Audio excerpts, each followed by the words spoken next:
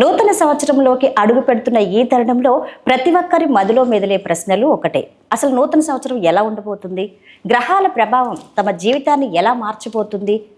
ఇటువంటి ప్రశ్నలకు శాస్త్రోక్తమైన సమాధానాలు జ్యోతిష శాస్త్రవేత్త శంకర్ శాండిలే గారితో మనతో ఉన్నారు. వారిని అడిగి కొన్ని విశేషాలు తెలుసుకునే ప్రయత్నం చేద్దాం. నమస్కారం సార్.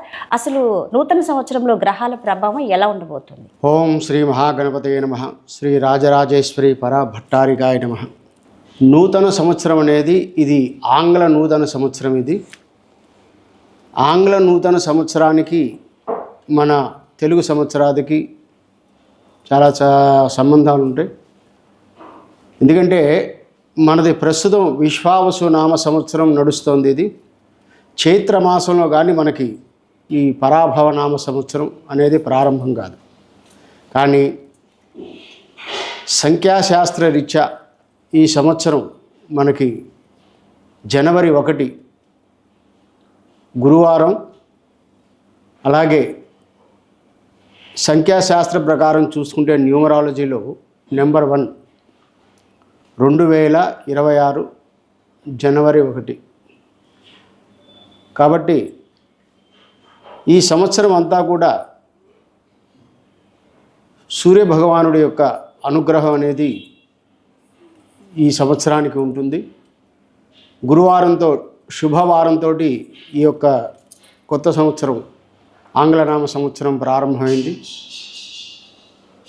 ఇది సహజంగానే విశ్వావసునామ సంవత్సరం యొక్క ఫలితాలే మార్చి వరకు కూడా ఈ విశ్వావసునామ సంవత్సరం ఫలితాలే అందరికీ ఉంటాయి. మేషరాశి వారికి ప్రత్యేకంగా ఈ సంవత్సరం, ఎందుకంటే పోయిన సంవత్సరం మార్చిలో ప్రారంభమైనటువంటి ఏలినాటి శని ఈ మేషరాశి వాళ్ళకి, ఎందుకంటే 12 రాశుల్లో మొట్టమొదటి రాశి ఈ మేషరాశి. ఈ మేషరాశి వారికి ఏలినాటి శని నడుస్తుంది ప్రస్తుతం. ఈ ఏలినాటి శని ప్రభావం చేత వీరికి కొన్ని నష్టాలు జరగడం, కొన్ని ఫలితాలు తారుమారు అవటం వీళ్ళకి జరుగుతూ ఉంటుంది.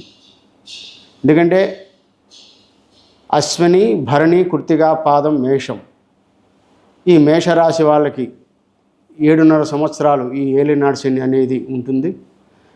కానీ ఈ మేషరాశికి శని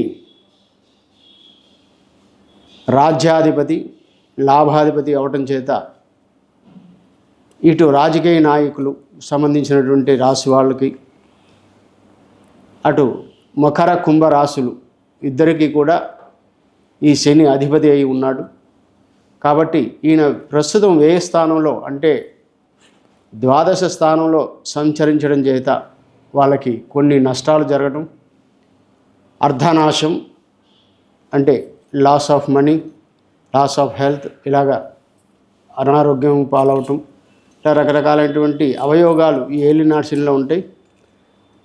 ఇంకొక ఫలితం ఏంటంటే వీళ్ళకి మేషరాశికి లాభస్థానంలో రాహు సంచరించడం చేత ఆ రాహు శని ఫలితాన్ని కూడా ఇస్తాడు.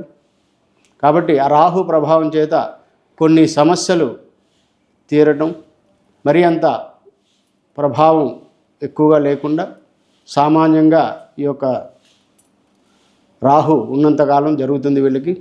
కాబట్టి మేషరాశి వాళ్ళకి సామాన్యమైన ఫలితాలు ఈ సంవత్సరం ఉంటాయి. Okay sir. ఈ 12 రాశుల్లో ఈ సంవత్సరం ఎవరికి ఎక్కువ కలిసి వస్తుంది, అదేవిధంగా ఎవరికి నష్టం అంటే కష్టకాలం ఉంటుందంటారు? వారు ఎటువంటి జాగ్రత్తలు తీసుకోవాలి? ప్రత్యేకంగా చెప్పాలంటే మేషరాశి వాళ్ళకి కొంచెం ఎక్కువగా ఈ దుష్ఫలితాలని ఎక్కువగా ఉంటాయి వీళ్ళకి. కానీ ఆ ఏలినాటి శని ప్రభావం ఉండటం చేత వీళ్ళు ఎక్కువగా శివాలయాలకు వెళ్ళడం, శివుణ్ణి ఎక్కువగా శివ పంచాక్షరి జపం చేసుకోవడం అనేది చాలా మంచిది వీళ్ళకి. ఓకే. గురుగ్రహం మార్పు వల్ల ఎవరికి శుభ ఫలితాలు ఉంటాయి సార్? ఎటువంటి మార్పు వస్తుంది ఈ రాశుల వారికి? బృహస్పతి ప్రస్తుతం మిథున రాశిలో వక్రించి ఉన్నాడు. గురువు వక్రం అనేది నడుస్తుంది ప్రస్తుతం. కానీ వృషభ రాశి వాళ్ళకి ద్వితీయంలో ఈ బృహస్పతి ఉంటాడు. వాళ్ళకి మాత్రం ఇంట్లో శుభ కార్యక్రమాలు. ఈ సంవత్సరం ప్రారంభం కూడా గురువారంతో ప్రారంభమైంది. ఎందుకంటే బృహస్పతి మనకి శుభాలు కలగజేసేటువంటి వాడు. అలాగే వివాహాలు కాని వారికి వివాహాలు జరగటం, ఈ వృషభ వారికి రాశి వాళ్ళకి ప్రత్యేకంగా శని ఏకాదశంలో ఉండటం, అలాగే రాహు రాజ్యస్థానంలో ఉండటం, గురువు ద్వితీయమైనటువంటి ధనస్థానంలో ఉండటం వీళ్ళకి చాలా శుభయోగాలు. ఈ సంవత్సరం వీళ్ళకి మంచి యోగాలు ఉంటాయి. ఈ సంవత్సరం అంతా కూడా రాజకీయ నాయకులు ప్రత్యేకంగా అధికారాలు. అలాగే ఈ వృషభ రాశి వారికి శుక్రుడు అధిపతి అవ్వటం చేత వీళ్ళకి మంచి సంగీత కళాశాలల్లో అలాగే పనిచేసే వారికి కానీ, సినిమా పరిశ్రమలు ఉండేవారికి కానీ చాలా విశేషమైన యోగం ఈ సంవత్సరం అంతా ఉంటుంది.